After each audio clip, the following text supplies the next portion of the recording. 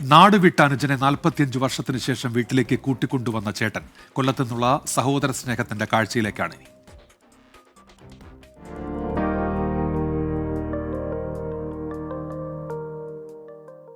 ഞാൻ കൊടുക്കില്ല. എന്റെ എനിക്ക് വേണം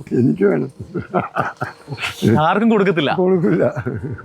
45 വർഷം മുമ്പ് നാടുവിട്ട അനുജൻ ബാബുവിനെ ചേർത്തുപിടിച്ച് 65-കാരനായ രാജൻ പറയുന്നത് കേട്ടപ്പോൾ അനാഥമന്ദിരം ജീവനക്കാരുടെ കണ്ണു നിറഞ്ഞു. അത്രയ്ക്ക് ഹൃദയസ്പർശിയായിരുന്നു ആ ജ്യേഷ്ഠന്റെ വാക്കുകൾ. നമ്മളെ വീട്ടിലേക്ക് വാ, റെഡിയായിട്ട് വാ. ഇതാണ് നമ്മുടെ വീട് കേട്ടോ. ഇനി ഇവിടെ തന്നെ നമുക്ക് താമസം. അഞ്ചൽ ചണ്ണപ്പേട്ട പരമേശ്വരൻ നായരുടെയും ജാനമ്മയുടെയും 7 മക്കളിൽ രണ്ടാമനാണ് ബാബു. അമ്മ വഴക്കു പറഞ്ഞ സങ്കടത്തിൽ 15-ാം വയസ്സിലാണ് ബാബു വീട് വിട്ടിറങ്ങിയത്.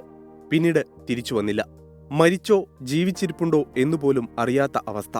45 വർഷത്തിനു ശേഷം മുതിർന്ന സഹോദരൻ രാജനെ തേടി കോഴിക്കോട് ആശാഭവനിൽ നിന്ന് ഒരു ഫോൺ കോൾ എത്തി.